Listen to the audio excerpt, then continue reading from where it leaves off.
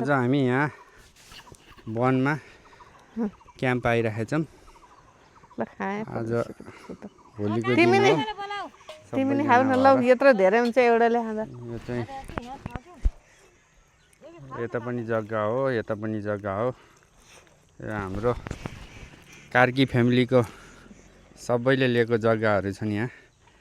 यतातिर चाहिँ मेरो जग्गा। यहाँ मेनुको आन्टीले मोमो बनाउँदै हुनुहुन्छ, मम्मीले खाँदै हुनुहुन्छ। सकिएन भा। कस्तो लागिरहेछ त मम्मी वनमा आएर खाजा खाँदाखेरि? आनन्द लाग्छ, रमाइलो भएछ नि। रमाइलो छ, मेनुको आन्टीले पकाइछन् रोइ रोइ लाएर। पहिलाको कुराहरू भन्नु नि यसो। हो, पहिला कुरा त नभनौँ।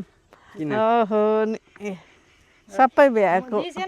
यतातिर वनतिरको कहानी भनिदिनु न। वनतिरको के भन्नु? पुग्यो इमिका तिमीलाई? तिमी खाऊ छोरा। पुग्यो तपाईँ खानु खानु। होइन, पुगेको छैन, खाऊ। खामला नि त पछि खानु न। हामी त यो पखेरामा सबै नाचेका खोलो आउँथ्यो, त्यहाँ त एउटा घर पनि थिएन। अझ अन्त जानुभन्दा यहाँनिर आउँदाखेरि सजिलो लाउने के, कस्तो सजिलो हुन्थ्यो। टाढा छोरेपाटनबाट? छोरेपाटन त होइन, अब रत्नचोकबाटै। कस्तो थियो हाम्रो कुरा त के आरम र कुराहरू र साध्य। तिमी खाऊ न लौ, धेरै हुन्छ कि।楽しいです。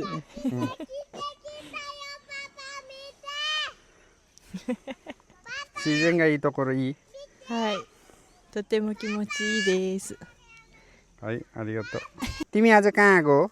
गाउँमा। गाउँ कता हो तिम्रो गाउँ? यता कता? रत्नचोक। यो कहाँ रत्नचोक हो त नि? ल भन त कता आएको? तिम्रो जग्गा कता छ अरे? बारी खेत कता छ? बारी यता। यता? हातले देखाउ त कता अरे? यता। ए अनि आज तिमीले के खायौ त नि? मोमो। ए कस्तो थियो मोमो? मिठो हो। ए अनि यो को हो त? देवा। उ त्यो देवाशिष। केले लुइतो। रुइतो हो। भोलि तिम्रो स्कुल हो कि होइन? हो। ल ल है त, राम्रोसँग पढ है। ल है नानी चिकुताका पापा नि ओसिएते? ルイトたちのお家。これ本当にここパパママ住めると？本当？分かった分かった、ありがとう。कस्तो लागिरहेछ त आज तपाईँलाई? कता आउनुभएको? यो त आफ्नै वनतिर आएको रुखहरू सारेको फलफुलको रुखहरू। के रोप्नु भएको छ फलफुलको रुख? अमिली, आँप, लिची, जामुन धेरै छ यहाँ। अनि कति पछि रेडी हुन्छ त नि त्यो खानालाई? 2-3 वर्ष पछाडि। ए 2-3 वर्षपछि पाक्छ। अनि कति वर्ष भयो यता? यो होइन वन? माथिको। माथिको वन। अनि यो वनतिर चाहिँ श्रम गर्न लाउनु भएको कति जति भयो? 3 वर्ष 4 वर्ष। ए त्यही त नि। अब यता भनेपछि हरियाली हुने भयो, फ्रुटै फ्रुट। अहिले हुन लागिसकेको छ, उता फल्न लाग्छ कागती त अहिले। ए ल ल, अस्ति मैले पनि हेरेको थिएँ, राम्रै थियो। ल अनि मोमो कस्तो छ त नि?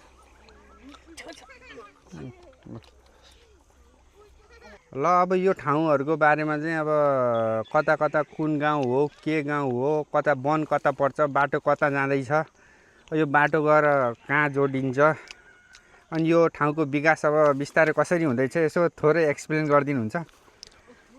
गर्न सक्छु म। यो ठाउँलाई चाहिँ काठे भन्छन्। यो ठाउँ अहिलेको स्टिल यो ठाउँलाई काठे? हजुर काठे भन्छ। माथिबाट यो एउटा खोला आउँछ, बर्खामा यो खोला आउँछ, अनि यहाँ स्विमिङ गर्न मजा हुन्छ। अनि यो पारिदिएको यो कुखुरा फर्महरू हो यो।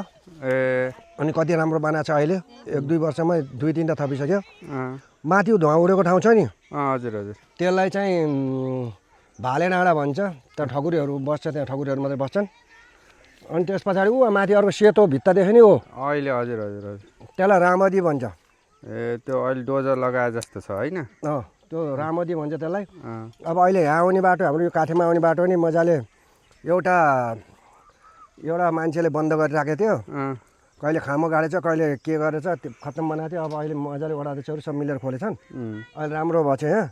अनि मेरो चाहिँ यहाँ यही बाटोबाट यहीँबाट यसरी यहाँ भित्र जङ्गलमा छिर्ने हो यो छोरापाटनको धर्म सुवेदीजीले दिनुभएको मलाई यो जग्गा अनि मैले यहाँ फलफुलहरू लगाएको छु एकदम राम्रो सब फलफुलहरू रेडी पनि भइसकेको छ हजुर 4 वर्ष अगाडिबाट तर यहाँ दुई थरी पापीहरू रहेछ यो ठाउँमा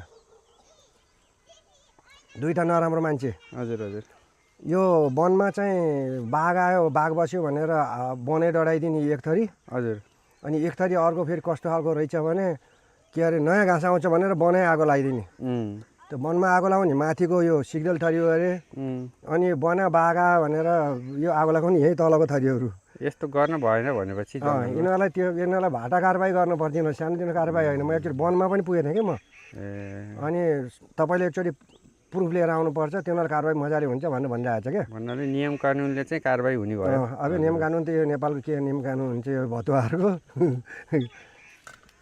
यस्तै हो यिनीहरूको नियम कानुन भनेको यस्तै चाहिँ राम्रो छ आगो लगाइदिएन भने एकदम ठिक छ अनि अलिअलि लाखुहरू आउँछ पिन्छ यता बयालीतिरबाट किस्तीतिरबाट सुन्तला खाँदै चोर्दै उता धपासी त्यो लाखुहरू यता आउने रहेछ लाखुहरू भनेपछि यहाँ मकै सकै यहाँ केही रोप्न मिलेन यहाँ मिल्दैन लाखुले खान्छ ओ तल तल मात्रै रोप्नुपर्छ त्यहीँ पनि आउँछ धपाउनु पर्छ लाखुले नखानी चाहिँ के रोप्न मिल्छ यहाँ एभोकाडोहरू इस्टोराहरू त्यस्तो त्यस्तो खालको फलफुलहरू कागतीहरू कागती त हजुर हजुर जुन लाखुलाई मनै नपरोस् क्या हेर्दा नि निचे गएर भागोस् फर्कियोस् त्यस्तो फलहरू रोप्यो भने हुन्छ पनि मिहिनेत गऱ्यो भने जहाँ जे पनि हुन्छ विदेशै जानु पर्दैन त्यही त नि भनेपछि यहाँ अब यहाँको भविष्य चाहिँ राम्रो छ युवाहरूलाई पनि एकदम के सल्लाह दिन चाहनुहुन्छ यहाँको वरिपरिको युवाहरूलाई यिनीहरूलाई त आफ्नै ठाउँमा बस्ने हो गर्नुपर्छ गतिलो सरकार चुन्नुपर्छ हजुर हजुर अब अगतिलो देश बेच्नेहरू त्यो कमिसन मात्रै खानेहरू मात्रै राखेर कामै छैन अनि उत्तर कोरियाको शासन जस्तो हुनुपर्छ केटाहरू केटीहरू कोही बाहिर जान्न क्या यहाँ नियम कानुन राम्रो भयो भने त्यस्तो हुनुपर्छ यहाँ शासन भनेपछि सबै ठिकै छ अहिले एकदम राम्रो छ यहाँको भविष्य राम्रो छ होइन त एकदम राम्रो छ यो ठाउँको नाम फेरि भनिदिनु त एकचोटि काठे काठे होइन छोरेपाटनबाट 2 मिनट 3 मिनटमा यहाँ आइन्छ छोरेपाटनको त्यो बेलघारी होइन त्यो भोटे क्याम्प भित्रबाट छिर्देर आउनु पर्यो होइन त्यहाँबाट 3 मिनटमा यहाँ आइपुग्छ टाढा पनि छैन हजुर रत्नचोकबाट हामी यहाँ 10 मिनटमा आइपुग्छौँ ठिक टाढै होइन ल हस् धन्यवाद